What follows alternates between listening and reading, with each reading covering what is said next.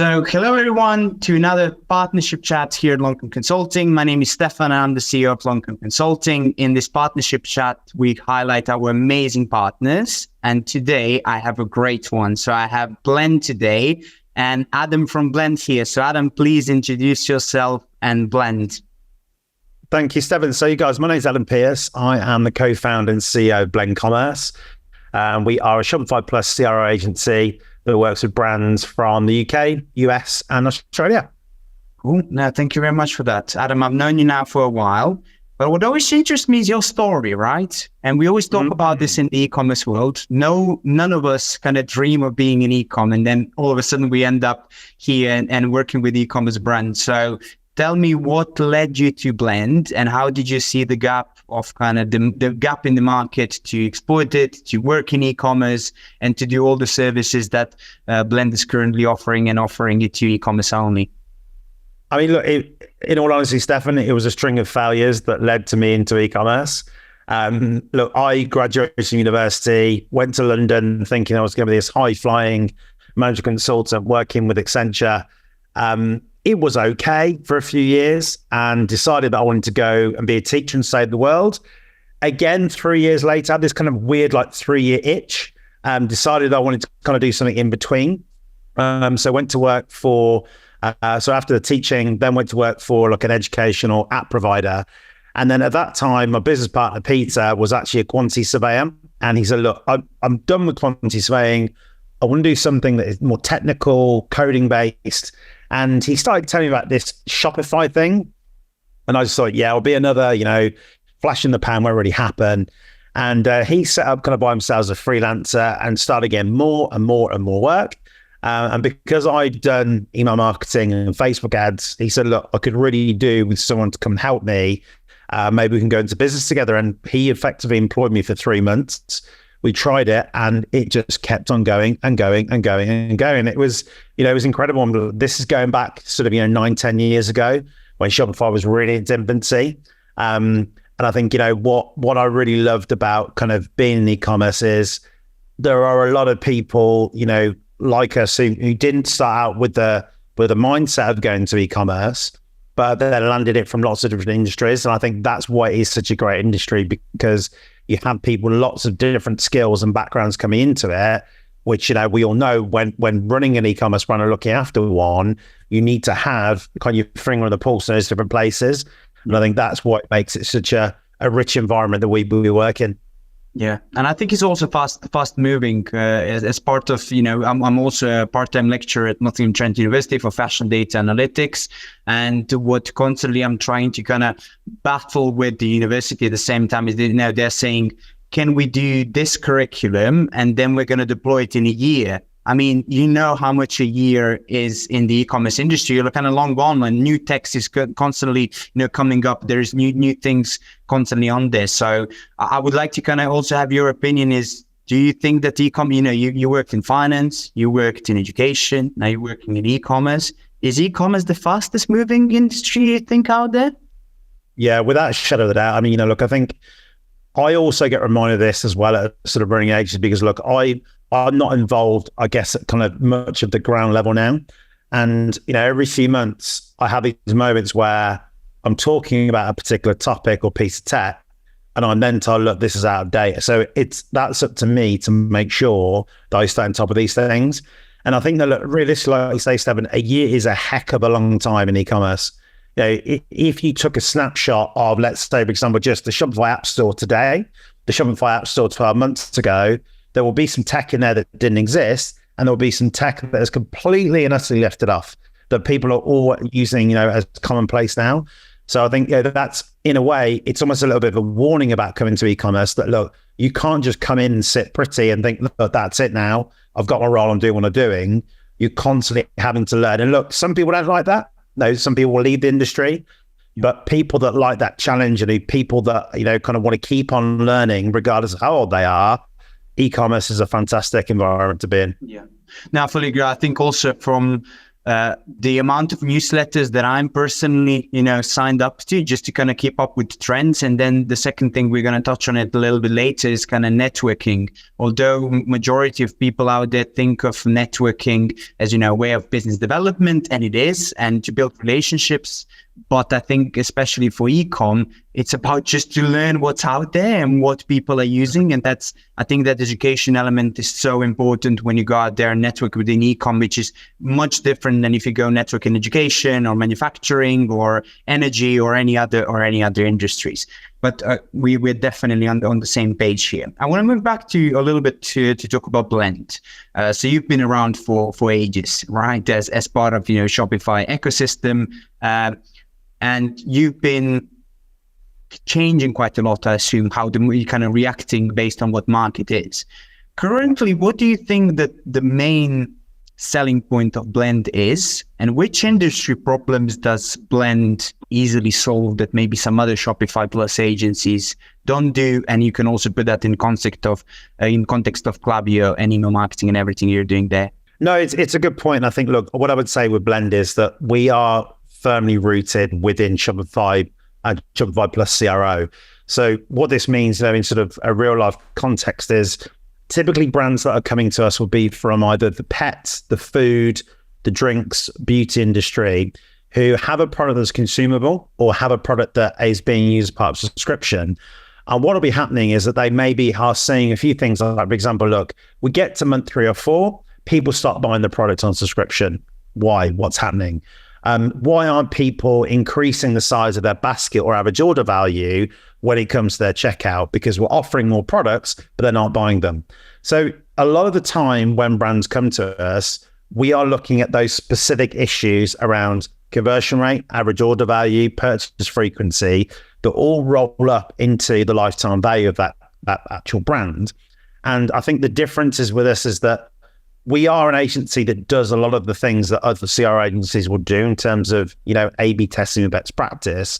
But that is really just kind of the tip of the iceberg, because alongside that, we also have kind of a qualitative research piece and a quantitative research piece. So, for example, on the quantitative side, we, for a lot of our clients, will be using RFM analysis to work out the recency, the frequency, and the monetary value of each of their clients and ranking them. And then saying, out of all of these customers, who are the best customers? Who are the customers that are least valuable? And how do we treat those customers differently? Number one, when they're on the site through personalization, but secondly, when they're off site through things like email marketing. So that helps brands get a little bit more granular. And actually, a lot of people say, look, we're data backed. We use data to help us, as you very well know, Stefan. But I think in terms of using it in that really practical manner, that's something that we do very well. And on the qualitative side, we do things like jobs to be done surveys where, let's say, for example, look, I am selling this hat, for example, and in that particular context with that hat, the job to be done for that hat could be keeping the sunlight out of my eyes. It could be to look cool. It could be to go to an event. It could be a number of these different things. We sit down with the customers of the brands we work with, and we find out what that initial jobs to be done is, because from your best customers, you can change things on site in terms of copy. You can change your email marketing. You can change your hooks that you have on TikTok for your ads. All of those kind of qualitative measures are going then into the CRO program. So I think that's probably where we're a little bit different in terms of other Shopify Plus agencies and CRO agencies generally, is that we go a lot deeper with our clients rather than sort of just more of the same, which can sometimes happen with CRO agencies when you're just rerunning A/B tests, best practice. Ultimately, that doesn't always get you to where you need to be.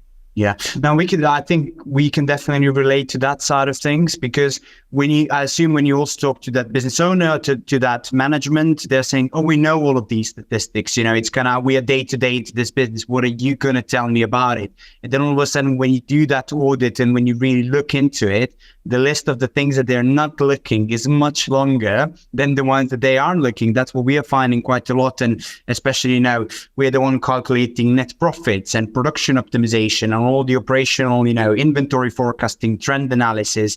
They just don't have the time to do that if they don't have, let's say, an internally employed team that does that, or another agency or another consulting partner that does that. And then when you present it back to them, I think there's always a little bit of that shock. Do you experience that when you're kind of initially talking to the client? Yeah, and I think the other thing as well is just in terms of that capacity, I think, look, a lot of the time, the brands that we talk to, they probably have the time to maybe do some of the analysis or the analysis, but they certainly don't then have time to do implementation, or they have maybe time to do implementation, but don't have time to do analysis. Because typically, the brands that we work with, they might have a maximum of, say, 3 or 4 people within their e-commerce team. A lot of the time, it's 1 or 2 people. And particularly with e-commerce managers, look, their roles can be very broad and very varied. So we've got one brand we work with who are, the e-commerce manager there is looking after scheduling on the fulfillment. She's looking after the actual landing pages that are going out as part of ads. Yeah. There are so many different parts of what's going on. 1 or 2 people can't possibly do that. So getting the kind of support to then bolster those gaps, which means that you can then get on the rest of it, is kind of where we slip in. And the way that we work with our programs is that we run, we use something called the customer value optimization methodology. And what this means is that there is each month or each time that you assess, you're putting together some ideas and some hypotheses, and they are then ranked with a PET formula, which is price, ease, cost, time, and implementation. Each of those things are out of 5. They are then ranked. Now, when we do this for the brands can choose to say, well, look, guys, yeah, you take care of that lot of priority items here, and we will do the rest. And if they don't have capacity, we do them the next month or wherever it might be. So there's that element of flexibility that we've got. And I think brands like that, particularly, when you're trying to gel a team, particularly if you have an e-commerce team and an agency, that method of working works so well because you truly are working with one another and working for one another in that context. Yeah. Okay. That's absolutely very interesting. That's a very, I think, a unique also approach. People do it in different ways, but I definitely like the way that you are, and you're quite transparent, I assume, in that communication with the client and saying, this is what we can do, this is what we can't do, this is how much it's going to take. So you then base your relationship with clients then fully on transparency. Yeah, 100%. Because, look, in terms of what we can and cannot do, look, the pretty much everything that we come up with, we can cover. We don't really sort of outsource anything at Bend. We have things that we can't do. We work with partners, obviously, like yourself, particularly on the migration side. But when it comes to, from their point of view, if, for example, we are recommending that actually, look, you need to create 3 or 4 new Klaviyo flows, they might be saying, well, look, we have capacity to do 2, but can you do the other 2? Yes, of course we can. But they can flex up and down the time that they can spend with us, because ultimately they're paying for, us to implement so many hours per month. But if they do get more involved, we can get through that priority stack a lot quicker, and they then start seeing the results quicker. So, it's kind of a little bit of give and take depending on how much capacity they've got. But we can work with brands who are very hands-off and some that like to be really kind of working day-to-day with us as well. Yeah. And then tell me also a little bit about, so you do various services within Blend. The team is now growing. I saw that you were, employing in this year quite a lot and trying to find those key people. I'm interested to hear, where are you currently with Blend? What does a year in advance look like? Although I assume that's very hard to predict with again, we're coming back to that fast moving e-commerce industry. And what challenges are you currently facing as a business owner and as a Shopify Plus agency in the market? Yeah, I mean, look, I think looking to the year ahead, I think we've got to be very specific about different markets. So as an agency, we work a lot with US brands. We work to a lesser extent with UK brands, and then a handful of Australian brands. And I think what's interesting is that each one of those markets, in my mind at the moment, is at very different stages. So with the US market, look, there is very a very buoyant market, I would say. There is still, sort of a high level of demand for agencies and, wanting to get the best from an agency. And therefore, I think the rates that people can charge in the US are very different to across the world. So the US market, look, is still very good for us. And I think that will only continue to grow, as it will do over the next 12 months. The UK market, though, I think, look, is a very different story. No, if anyone is kind of from the agency world, they will know a guy called Spencer Gallagher. If you have followed Spencer, he has talked, in 2024 about, look, this has been one of the worst years for agencies. And I think, I would concur with that in that, look, from an agency point of view, British brands, I think, are a little bit unsure about what's going to happen with the economy. They're a little bit unsure about what is going to happen, sort of like pre and post general election as well. And there's a little bit, I think, of, okay, when it comes to agencies, there is a lot more choice than there used to be. So price is definitely still a massive factor. And I think, as a Brit, I think our social makeup tends to be about being focused on cost before anything else. And I really think, that is still very much the case. And I think this is in a way why we have always led more on the American market, because the American market, I would say brands are generally more happy to talk about their problems. I'm not saying I'm a therapist, but look, getting things on the table. Look, what actually is the core issue that's happening here, and here's how we can help you, and then here's how much it's going to cost. I think with British brands, that it's still seen as more of a transaction relationship in the sense of, look, it's the internet guys, it's the web guys. I'm not being disrespectful of that, but that's the way that generally brands look at it, is that they're the guys going to do the website. How much is it? Go and get 3 or 4 quotes. Come back to it. Okay, ultimately, the cost always, comes out on top. We actually lost the deal this week to one of our competitor agencies. And, sort of I said to them, look, in terms of what we put forward, what we impressed with, and they listed all these things they're impressed with in terms of proposal, in terms of how the team's organized, our methodology. And I said, well, ultimately, why did we not win this project? And they said, well, look, we couldn't justify to the CEO why there's an additional 25% cost on top of your competitor. And, I think, look, that's also a reflection on me. I need to make sure that that's clearer, I think, in our proposals. But I think it's very common that British brands will always, cost is always going to be a key factor. But I think that is different with, the American brands. Now, Australia is a really interesting one. I went to Australia in May of 2024. And I think what was very interesting there is that there's a very close-knit community. I think a lot of the brands, agencies and tech all know each other. But I would say that, the Australian market is an interesting one, because I generally feel that is probably where the UK was about 3 or 4 years ago. And specifically what I mean by that is there seem to be a lot of brands there who have, started out as kind of mom and pop, having a go at it. And before they know it, bang, they've got a $10, $15 million business. And it's kind of that case where they're testing the waters with agencies. Yeah. They're not quite sure whether they need them or not. And I think the other thing with Australia is that a lot of the tech brands that we talk about, like Klaviyo and Gorgeous, they're there. Most of the other tech brands aren't. So I think, particularly for agencies and tech brands, Australia is a very interesting market. And I think we will see in Blend quite a bit of growth there over the next 12 months as well. Yeah. So is then the strategy then that you're going to be like focusing on the Australia? I know that your business partner, Peter, is now based there. So is Australia going to be your focus in the next year, apart from, of course, your kind of, let's call them secure markets, being US and then followed by the UK? Yeah, absolutely. I mean, look, Australia is definitely kind of the exploratory one for us. And obviously, look, as you know, Peter moved out there in 2023.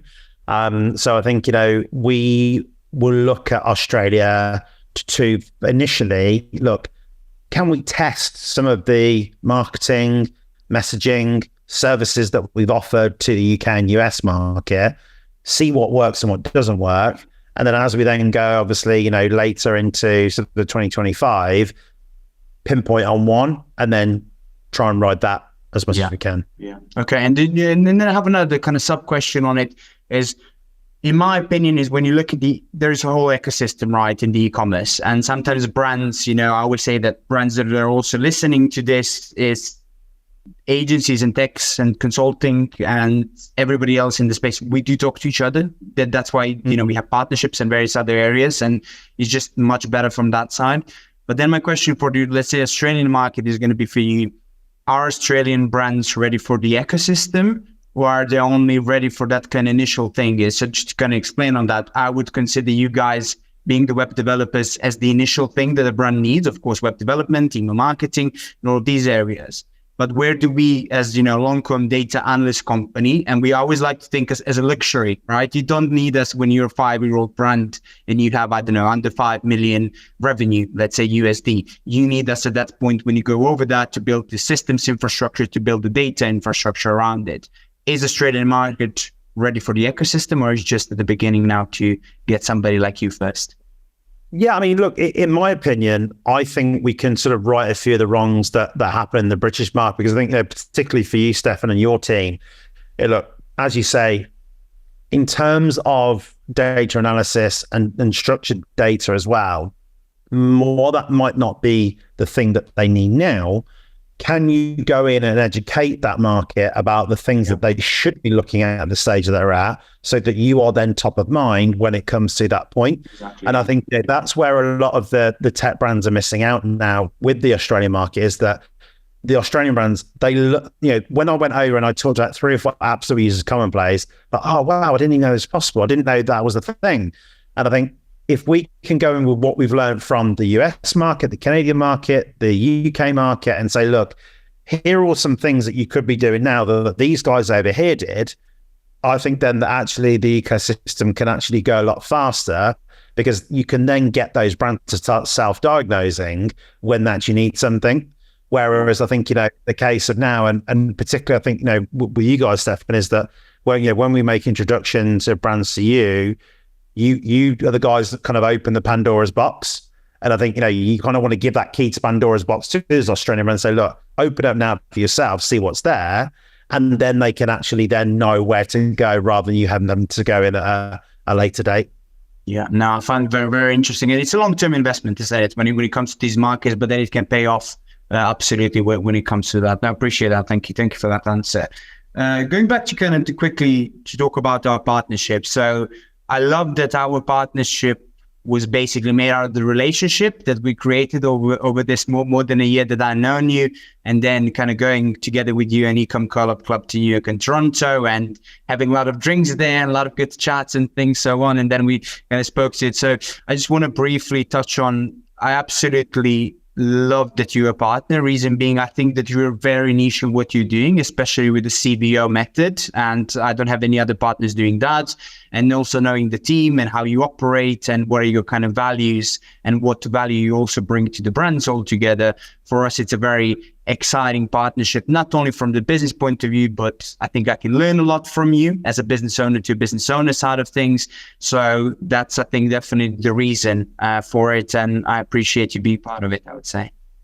Oh, that's fantastic. Look, Stefan, I think, from my point of view too, as you know, when it comes to looking at data, it's something that we, will look at and use on a day-to-day basis. But in terms of that deep analysis of what's going on, particularly for things like forecasting, that is not our forte, and it never will be. And I think equally as well, when we have brands that are looking to migrate from platform, so let's, for example, Magento to Shopify, which, we get people asking us to do that, we can advise very strongly on the customer experience point of view, the front end perspective. But what we absolutely, are not the experts in is making sure that their data requirements coming over are going to be exactly what they can do. Now, we've done some migrations ourselves. I think, and this is the value you bring, is that you guys and your team can do these things, a lot quicker, a lot more efficiently, and a lot more rigorously than we can do. And I think by introducing you to our clients as a partner, and not sort of this kind of weird white labeled outsource model, I think it works really well. And it means then that, look, they feel like the brand has got a whole, not just one team, but 2 teams. And in some cases, if we work with an SEO agency, 3 teams who are all actually working together and vouching for them. And I think, you're probably like me, Stefan. You've probably got some great partnerships and some not so great partnerships. And I think the ones that work is that, when you can sit down and have an open conversation, and when you feel comfortable with, having a client and, both parties in a room. So yeah, I'm really happy to. And I think, look, you did a fantastic job in the ecosystem as well with the events that you're hosting, and it's great to be part of it. Yeah, well, I was monitoring this guy that runs an e-com club in London for longer than a year, trying to take notes, see what works, what doesn't. So definitely, I told you and openly say that, taking the inspiration from it. And as I said, we're very young. We're very new to the e-commerce industry. We're doing quite a lot now in the 3 years, opened up US, Canada market, Australian market, New Zealand market. We had also clients there earlier this year. So, that's all kind of the produce of getting out there, networking, coming to your events, and now taking those type of events also to nothing where we are and so on. So, it's just, I think the story here is the community. The story here is the ecosystem that definitely helps each other and all ongoing with the goal of growth, right? And goal of getting more business and educating yourselves and so on and so on. So yeah, exciting stuff, I would say. In 2 words, exciting stuff, very, very much. Last couple of questions I have to wrap up this partnership chat is kind of a little bit odd questions. You can talk about your business, you can talk about your personal life, whatever you want in those. So the first one goes, if you had a magic wand, what would you change? Outreach messages from people offering me web development services, because I just can't take any more. I probably get them 7 to 10 times a day, and I'm tired of them. My website is on Shopify. And then what I do is people just bash out those LinkedIn bots or whatever. And I get at least 3 or 4 times a month. Do you need some data cleanup for your Shopify site? And I'm like, I haven't even sold anything through my Shopify site. It's just there because Shopify is simple to use and we made the website there, So yeah, I absolutely get that. I'm interested also to hear, what is the coolest project you ever worked on and why was it so cool? Yeah. So there's 2 I'll tell you about. One is that I can't tell you who it is, but it was a very big sports brand that we worked on, that we actually did an internal site for. And then the other one that we worked for was a global motorbike company. And we actually spoke to kind of the more senior team in an Asian country, which again, I can't probably name, but I know I'm a bit cloak and dagger here, but basically big world-renowned brands, cross teams, across countries, and then delivering something that was going to be used by literally thousands of people. So look, those kind of things are very exciting. Are they the most fulfilling? Probably not. I think, look, it's, for me, I love the projects where we get results. But yeah, in terms of exciting and feeling like I was a bit of a rock star, then certainly those 2. So complexity excites you. That's a good thing. Yeah, exactly that. Cool. Solving big problems. Yeah. And the last one that I have for you is, what's hot and what's not? Okay, so I think what is definitely hot at the moment is WhatsApp.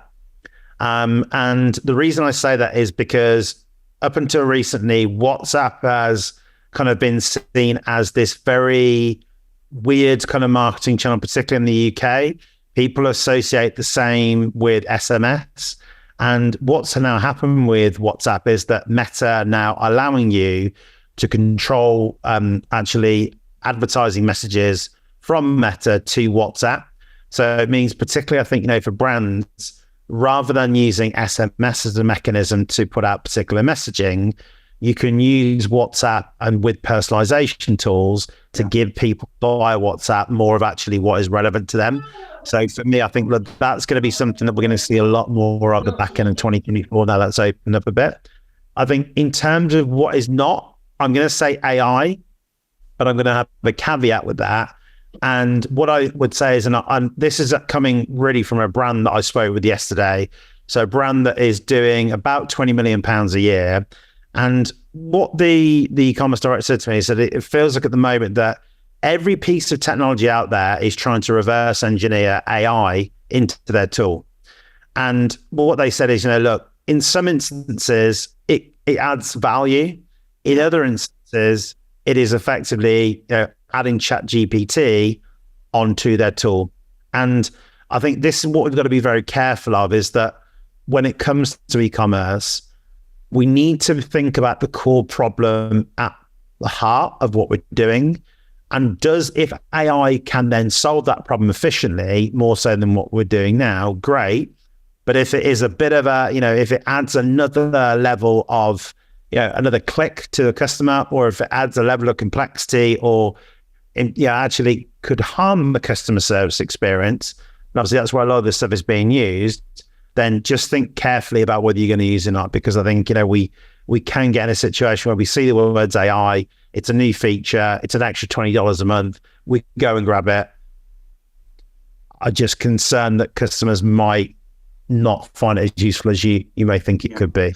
No, you're not the first one talking about this, that it's really not hot. And I would also have to agree to a certain extent, is we always have conversations with people going to implement this AI technology. And then when you look at the quality of the data from where the AI would be learning and then producing its outcome, it's a mess, right? It's not standardized. It's completely inconsistent when it comes to all of that. So they're looking at, we want this outcome, but they are not looking at really what does come to get to them, to that level altogether. So yeah, I think it's very interesting what AI can do. All of us, I'm sure, have implemented it in one way or the other, from, putting the couple of ingredients that you have left over in your fridge to make your recipe, all the way to you creating these amazing chatbots and functionality from that side. So, but I still see it as a tool that needs to be nurtured and taught through in order to implement all together.